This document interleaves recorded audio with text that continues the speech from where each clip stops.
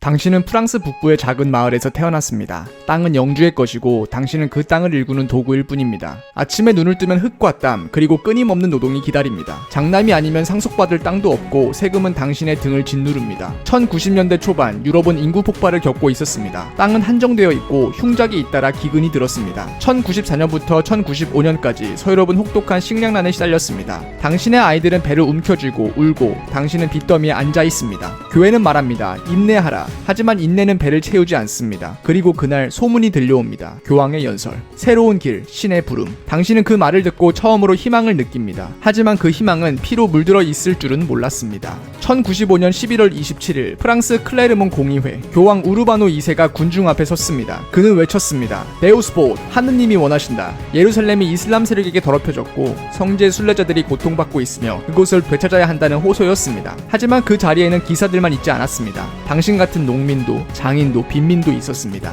땅은 영주의 것이고 세금은 무겁고 겨울은 길고 내일은 보이지 않는 삶. 그때 들린 말, 십자가를 달고 떠나는 자는 모든 죄를 사함받을 것이다. 죄사함, 천국 보장, 빛탕감, 그리고 어쩌면 새로운 땅, 새로운 삶. 그 말은 칼보다 강했습니다. 교황은 서유럽의 기사들에게 호소했지만 그 불길은 평민들 사이로 번졌습니다. 당신은 그날 가슴에 십자가를 새깁니다. 이게 내 출구다. 당신은 기사도 아니고 전투훈련도 받은 적 없습니다. 창 한 자루, 낡은 도끼, 그리고 믿음뿐. 굶주림과 빚, 가족의 울음소리, 영주의 채찍과 교회의 세금, 그리고 교회의 약속. 하느님이 너를 부르신다. 그 말은 현실을 벗어날 수 있는 거의 유일한 출구처럼 들렸습니다. 십자군 원정은 단순한 전쟁이 아니었습니다. 면죄부, 죄사함, 그리고 약탈의 기회. 귀족들은 영토를 노렸지만 당신 같은 농민들은 생존을 걸었습니다. 당신의 이웃은 말합니다. 예루살렘에 가면 신이 우리를 먹여주실 거야. 당신은 고개를 끄덕입니다. 선택의 여지가 없으니까요. 1096년 4월 귀족 기사들이 정식 군대를 준비하는 사이 이미 수만 명의 평민들이 길에 오릅니다. 이들은 훗날 인민십자군이라 불립니다. 지도자는 피에르 르 에르미트. 그는 나귀를 타고 다니며 설교했습니다. 하느님이 곧 기적을 보여주실 것이다. 군대라기보다는 이동하는 군중에 가까웠습니다. 농민, 장인, 여성, 아이들, 심지어 노인들까지. 당신도 낡은 창 하나를 들고 그 행렬에 섞입니다. 어떤 이는 예루살렘이 어디에 있는지도 모릅니다. 그저 동쪽으로 가면 기적이 있을 거라 믿습니다. 길은 프랑스에서 독일로 라인강을 따라 이어집니다.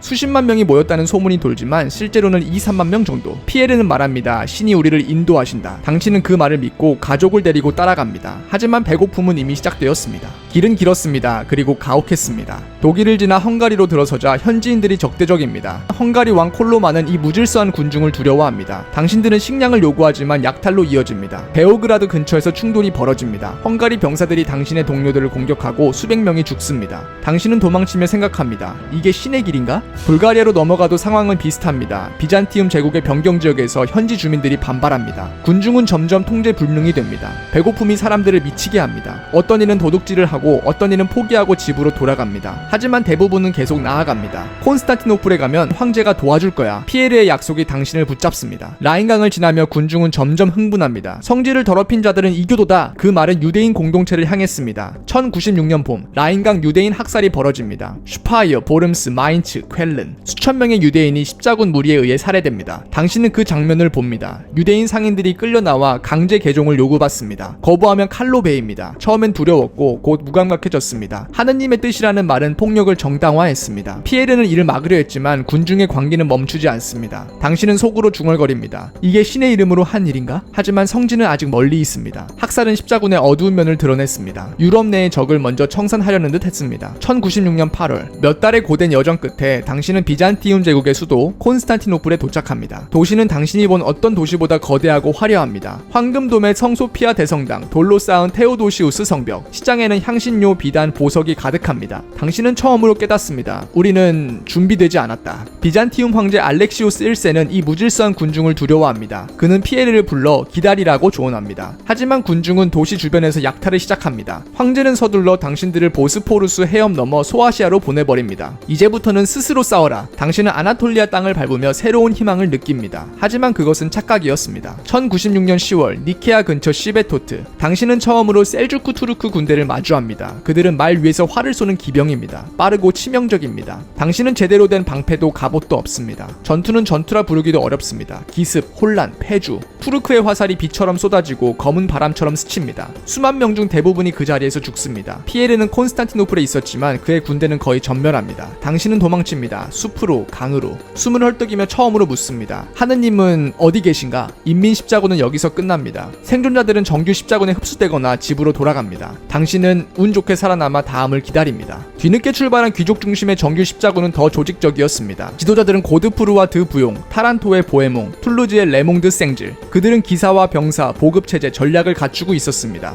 1097년 그들은 니케아를 포위하고 안티오키아를 함락시킵니다. 1099년 7월 15일 마침내 예루살렘을 점령합니다. 도시는 함락되고 대규모 학살이 벌어집니다. 기록에 따르면 거리에는 피가 무릎까지 찼다고 합니다. 성지는 탈환되었지만 당신 같은 농민의 삶은 달라지지 않았습니다. 대부분은 돌아오지 못했습니다. 귀족들은 새로운 왕국을 세우지만 당신은 이름 없는 희생자일 뿐입니다. 십자군은 신앙 전쟁이었습니다. 하지만 동시에 토지, 권력, 면죄, 정치가 얽힌 복합적 사건이었습니다. 농민들에게는 구원의 약속이었고 귀족들에게는 영토 확장의 기회였습니다. 수십 년 뒤 십자군은 반복됩니다. 2차, 3차, 4차. 성지는 여러 번 바뀌고 피는 계속 흐릅니다. 하지만 당신이 떠난 그날, 당신은 단지 죄를 씻고 싶었던 평범한 사람이었습니다. 인민 십자군의 실패는 교훈이 되었지만 역사는 승자만 기억합니다. 당신의 고통은 잊혀집니다. 십자가는 가벼운 나무였지만 그 의미는 무거웠습니다. 그것은 천국을 약속했지만 지상에서는 피를 흘리게 했습니다. 1096년 당신은 농민이었습니다. 그리고 몇 달 뒤 당신은 이름 없는 전사로 사막 어딘가에 쓰러졌을지도 모릅니다. 역사는 이렇게 기록합니다. 제1차 십자군 성공. 하지만 그 문장 속에는 당신의 이름은 없습니다. 그리고 어쩌면 그것이 가장 정확한 기록일지도 모릅니다. 신의 이름으로 떠난 길은 피로 물든 길이었습니다. 그리고 그 길은 끝나지 않았습니다.